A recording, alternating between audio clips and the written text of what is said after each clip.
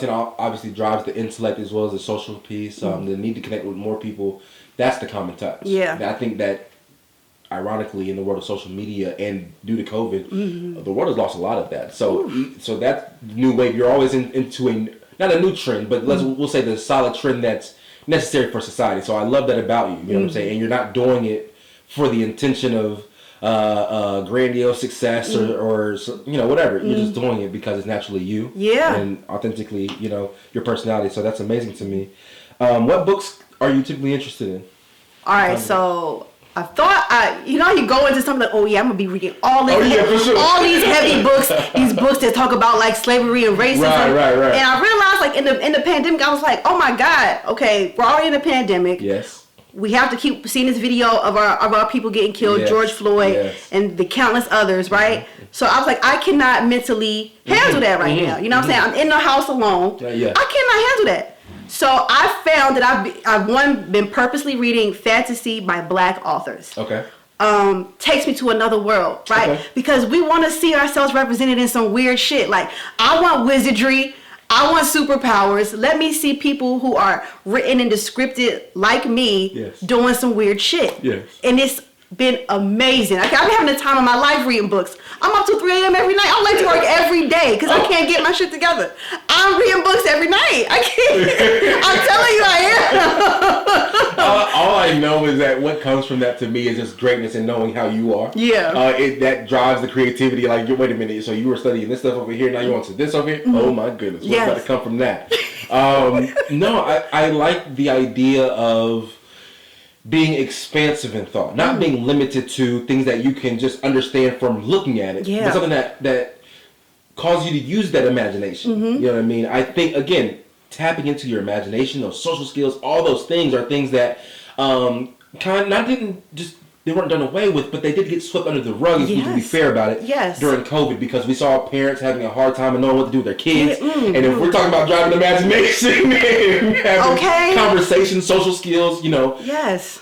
Besides those things, something that I picked up that you did not mention, you are very mindful of who you are, how you are, where you are, which lets me think that you have some idea of self-care as well. Oh, yeah. How big is self-care for you? Because you mentioned, okay, I can't have but so much of this. So that balance is clearly important to you. So self-care looks different for everybody, right? Self-care might be someone, having bath time once a week, which is one of my self-care things. Or, it might be, I'm going to go ride my bike a couple times, right? So self-care looks different for everybody. I think, but the first thing about self-care is self-awareness. Knowing who you are, right?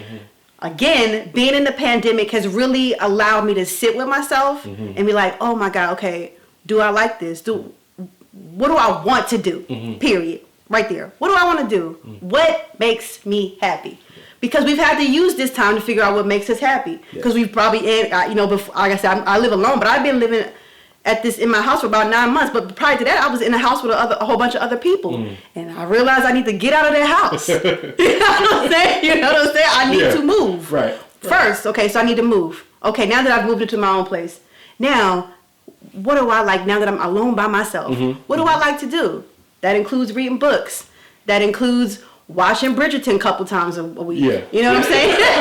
It's my self-care. Hey, there's no judgment. There's no judgment. It's a judgment-free self-care. This is how you're getting the best stuff with this person. Okay, right. But I do think that self-care starts with self-awareness and really tuning into yourself. What makes you happy? And I don't think a lot of us even had that time prior to the pandemic to think about what made us happy, like truly and honestly. I knew that I loved reading, but I just hadn't done it in a few years. And so now being shout out to the government for the STEMI, I was able to buy some books, right. You know what I'm saying, and get back into something that brought me so much joy. And I also want to say, like, when you was talking about like imagination and books and whatnot, like, when our people like want to read, we think that we have to read this heavy stuff, and I think like we don't have to, like, because there are so many more Black writers now where there is fantasy books, and you don't have to feel like you need to read. I love Toni Morrison, but I tried to read Beloved, and I was like, I don't understand what's happening here. I had to put the book down. You know what I'm saying? So You can read other stuff now. It's okay. Like, don't be ashamed to want to read fantasy. At first, I felt weird because I'm like, I'm reading these young adult books, but they made me so happy. Like, they made me feel so good. Like, you know, I was like kind of like euphoric. Yeah. No, that makes perfect sense. Let's look at, you know, a lot of, like you said, Black creatives who are writing new things and making us think differently. We have Lovecraft Country, you know. Yes. The Black Panther had to come from somewhere. Yes, it did. And Imagination and Ryan Coogler, you know what I'm saying? So let's try to be expansive in the way that we think and be more open to, let's just say, unconventional writings and thoughts of that nature, right? That is, oh my God, that word means so much to me because I spend so much of my time like just trying to be different. And like, being unconventional, like, to me, it really is like a part of like my DNA, like just like being completely different. I think like as Black people, we always feel like we have to fit in these molds. Absolutely. And we have to do these certain things. We don't have to do anything we don't want to do. If you want to, whatever it is that you want to do, I like really implore people to like just really do that because there is nothing stopping you.